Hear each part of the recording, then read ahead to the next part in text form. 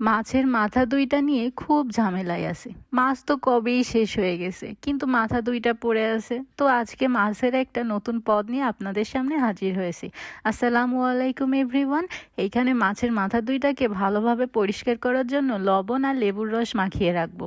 10-15 minute মাখিয়ে রাখার পরে এটাকে খুব ভালোভাবে ধুয়ে পরিষ্কার করে নিতে হবে। আপনারা চাইলে যে কোনো মাছ দিয়েই করতে পারেন। তারপর কড়াইটা ভালোভাবে গরম করে তাতে দিয়ে দেব তেল আর বেশ খানিকটা পেঁয়াজ। তারপর দিয়ে দেব ছোট সাইজের 2টা রসুন। তারপর দিয়ে দিতে হবে 7-8টা কাঁচামরিচ। তো তারপর এখানে দিয়ে দেব কয়েক টুকরা আদা। ধরো মনে করেন 1 চামচ মতো আদা বাটা হবে এরকম। দিয়ে খুব ভালোভাবে লাল লাল করে ভেজে নিতে হবে। আপনারা চাইলে রুই কাতলা যে কোনো মাছ দিয়ে করতে পারেন। আমার বাসায় এইটা ছিল, তাই আমি আজকে পাঙাশ মাছের মাথা দিয়েই করেছি।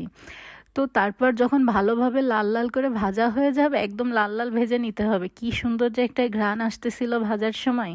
তো এভাবে উঠিয়ে রেখে তার ভিতরে দিয়ে দিব কয়েকটা চীনা বাদাম। তারপর দিব গোটা কয়েক উম, হচ্ছে গোটা কয়েক সরিষা বা আর ওইখানে দিব গোলমরিচ। তারপর দেব 1 চামচ জিরা।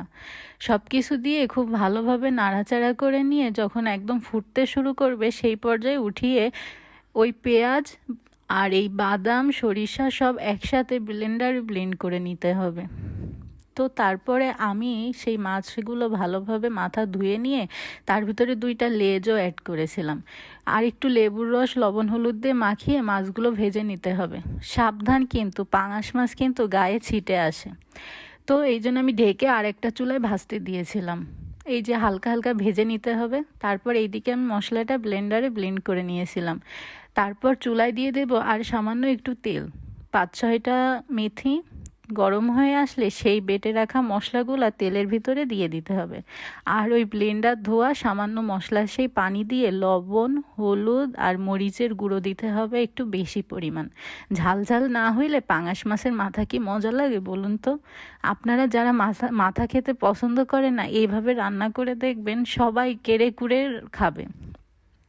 তারপরে খুব ভালোভাবে মশলাটা এইভাবে ভাজা ভাজা হয়ে গেলে দেখবেন যখন কালারটা প্রায় খয়েরি খয়েরি মতো চলে এসেছে, সেই পর্যায়ে এই মাছের মাথাগুলো দিয়ে দিতে হবে। দিয়ে খুব ভালোভাবে নাড়াচাড়া করে নিতে হবে।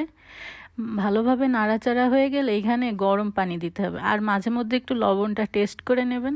কি সুন্দর যে একটা ঘ্রাণ আসতেছিল, সব কিছু মিলায়ে অনেক মজা হয়েছিল। আপনারা যারা মাছের মাথা নিয়ে এরকম ঝামেলায় পড়েন, অবশ্যই এরকম করে দেখবেন, অনেক মজা লাগে অনেক।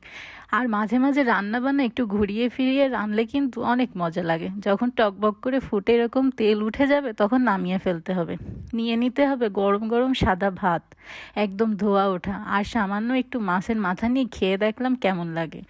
তো তারপরে এই যে আমি নিয়ে মাখিয়ে যখন গালে দিচ্ছি না, সব মশলার একটা কি সুন্দর ভাজা ভাজা ফ্লেভার। আর দেখুন মাখানোর সাথে সাথে ভাতের কালারটাই চেঞ্জ হয়ে গেছে। অনেক মজা, আপনারা ট্রাই করে দেখবেন। আল্লাহ হাফেজ।